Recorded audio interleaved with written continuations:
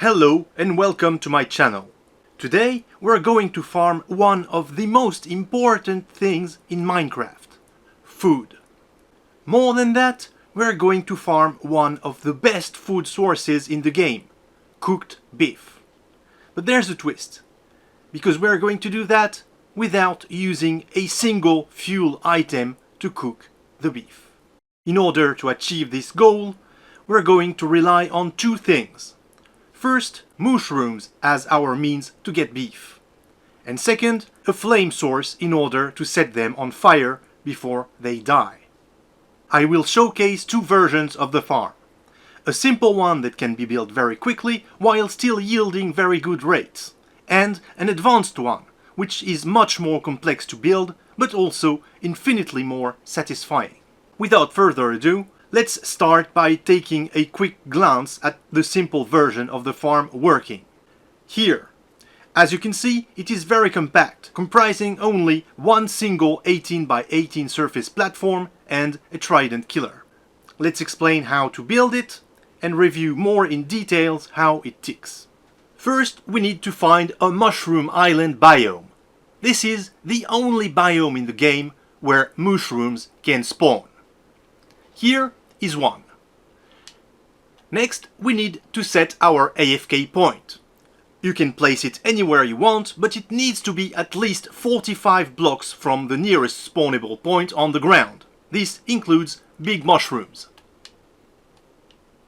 I usually do my farms relatively high up in the sky to avoid any possible issues.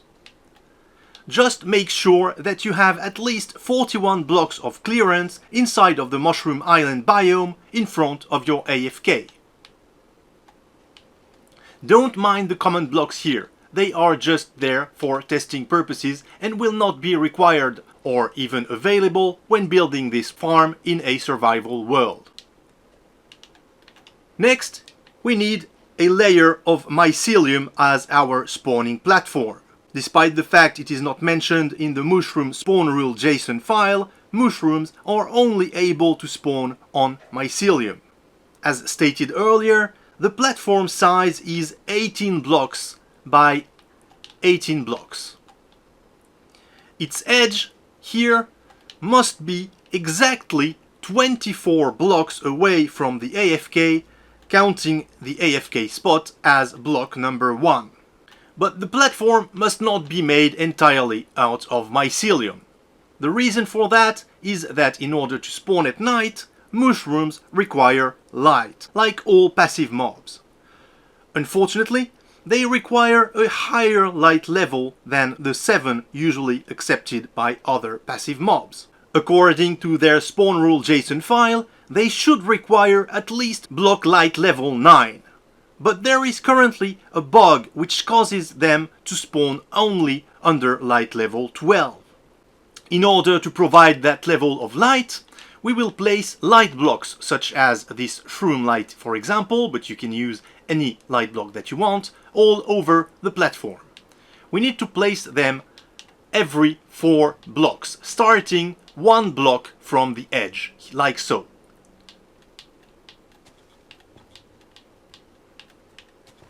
Like this, and on this side as well. Do this all over the platform. Like so. In the middle, here, between these 4 light blocks here, we need to open a 2x2 hole.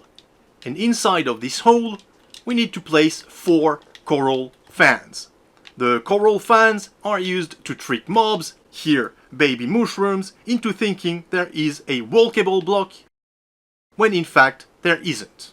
This setup provides our spawning platform an efficiency of over 87%. Now that this is done, create a wall all around your farm, 1 block out from the edge and on the second block above the platform. Like so. Now, in order to carry our mobs to the drop chute, we'll use the trusty method of water streams converging to the center. But with mushrooms, there is a little problem. Normally, in order to place water streams, we would use blocks such as skulk vein, glowing item frames, glow lichen, or scaffolding, such as the example shown right now on screen. But with mushrooms, look at what happens. They are too small to get caught inside of the current and just stay there until they drown. So what can we do to solve this problem? Well, luckily, I found one block that both allows mobs to spawn and pushes them upwards upon spawning just enough that the mushrooms get properly caught into the water. This block is unfortunately a pretty expensive one. The candle. Here. With candles, let's see what happens.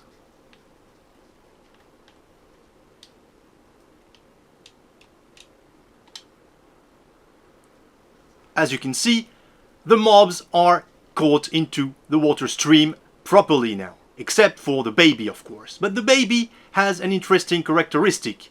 In its entity JSON file, it has a behavior called follow parent. When it finds a parent, it tries to run towards it and follow it, which causes them to run into the drop chute and die, like so. For this farm, we need at least 284 candles. That means nearly 4 stacks and a half of beeswax, which can take some time to collect. Place one single candle on every mycelium block of the farm. And also place a button on every light block, like so. The result should look like this.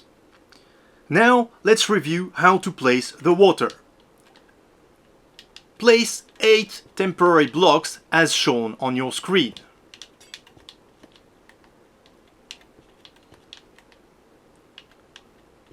Like so. Now place a water source block next to every single block of the wall here, like so. This should be your result. When the water is placed, everything should converge nicely towards the center and stop right before the drop chute.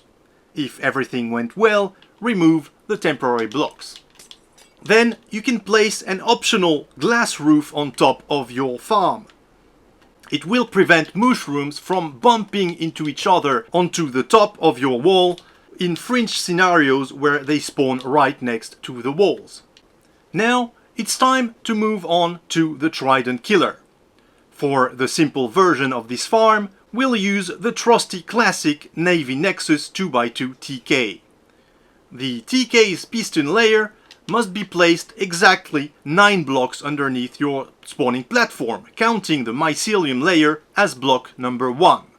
So 1, 2, 3, 4, 5, 6, 7, 8, and this 9th block here is where you will have your piston.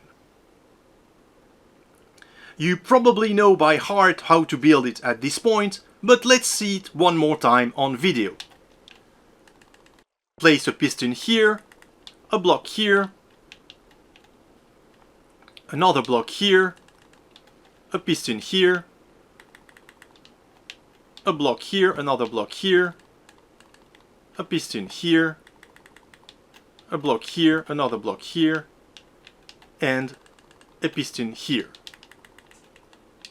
Place another block here, then on top of your pistons place a solid block.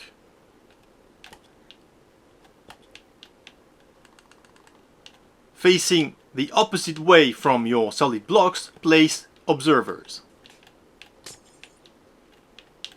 Like so. Then in front of your observers, place powered rails.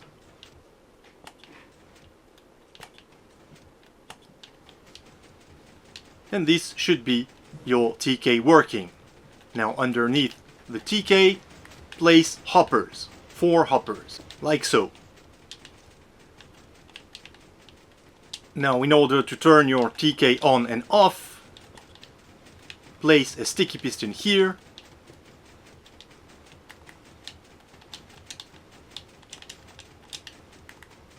a block here, and this is done. Now if you have a lever or any other redstone signal coming into the sticky piston,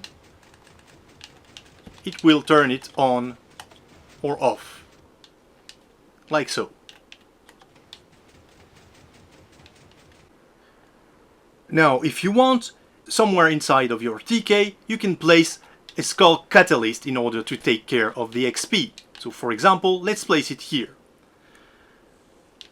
If you do that, you will need to place buttons around the TK and inside of it in order to prevent skulk vein from spreading. Now, here comes the big question. How are we going to get cooked beef rather than raw beef with this setup? The answer is really simple. We'll place a lava blade inside of the TK so that mushrooms catch on fire when they fall.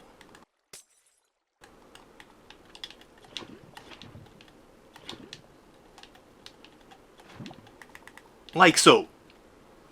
But be very careful when placing this lava blade. It must be placed precisely on the 5th block underneath the spawning platform, counting your mycelium layer as block number 1.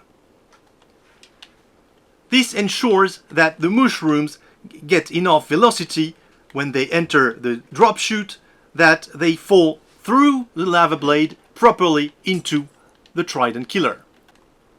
Let's place a few mushrooms here to verify that.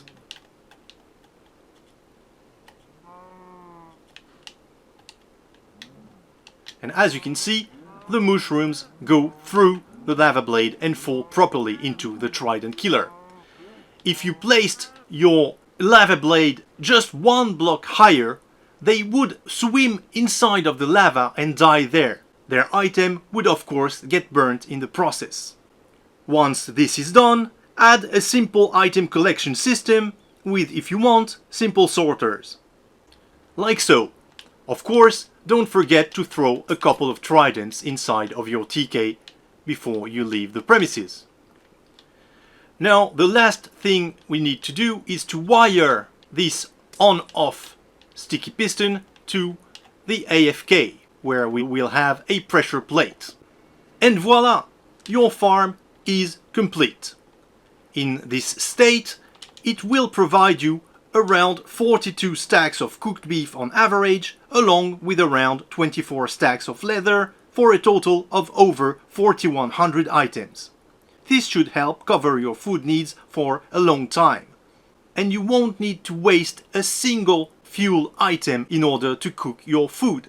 If that's not enough, you can add a second platform in semi-split density for widely increased rates. And now it's time for the show. Let's see the advanced version of the farm in action. And here it is in all its glory. As you can immediately see, it is a lot busier than the simple version. Let's watch it work for a short while.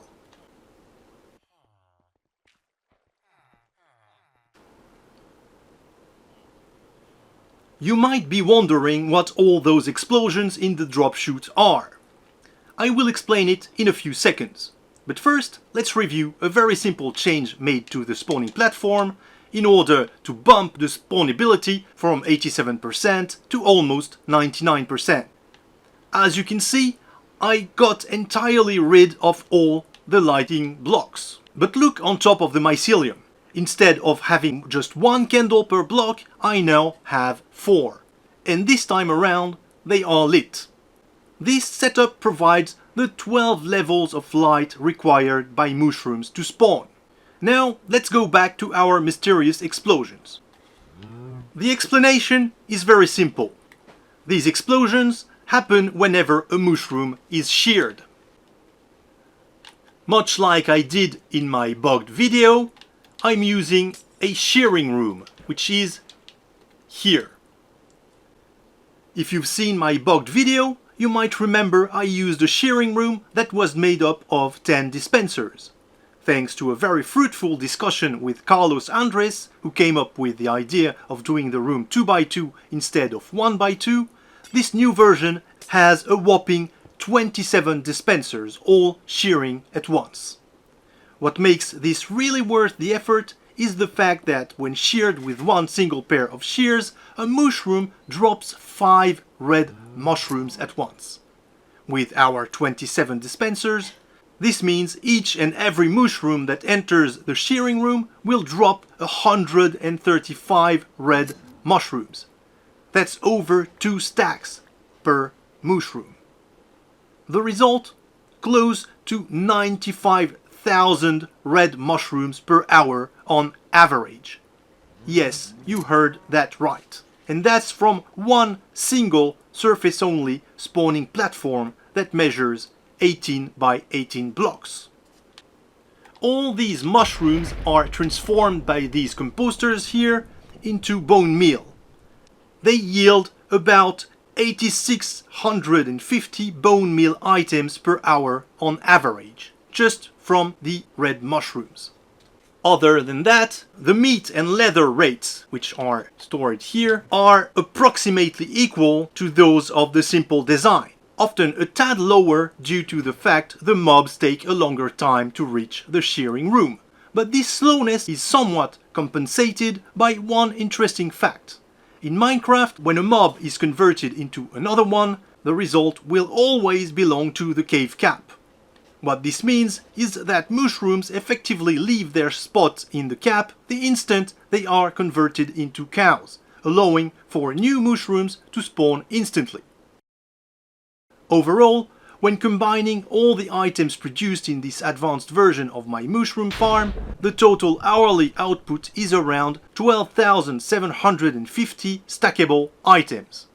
Now let's take a quick look at the trident killers, which are here. As you can see, I'm using 2, although this one here on the right is pretty much optional. Let's turn them on. Since mushrooms float, they get caught into the minecarts as soon as they touch their hitbox, like so. The fire tridents then kill them, which makes them drop cooked beef. The items appear on top of the honey here, and since honey is not a full block, these hoppers underneath can catch the items. Now, let's address the elephant in the room. Shears don't have an infinite lifespan. Actually, their lifespan is kind of short with this farm. Each set of 9 pairs lasting only about 3 to 4 hours at best. The answer to this problem is simple. Like in the bugged farm, we are using a full iron farm, which is here. This iron farm outputs iron ingots into this water stream here, where there is circuitry that automatically crafts new pairs of shears with these crafters whenever the control hopper here is empty. As you can see, whenever the control hopper is empty, this valve here opens up, allowing iron ingots to drop here into these 2 hoppers and be fed into this crafter. When there is at least 1 item inside of the control hopper, the valve closes, allowing the ingots to continue their route into the storage system. They end up in this chest here as profit. Now let's take a quick look at the composting system. As you can see, it is made up of 3 towers here, which are pretty big. The reason they are this big is that they are 4x hopper speed. This speed is required in order to cope with our input of 95,000 red mushrooms per hour. Lastly, here on the side, we have a campfire that is used to kill baby mushrooms. And I think that's about it for this showcase. If there is enough demand in the comments, I will do a full tutorial on how to build this advanced version of the farm. The shearing room is the only tricky part, due to the redstone wiring, which requires to trigger all the dispensers in the exact same tick, while at the same time allowing them to be refilled with hoppers.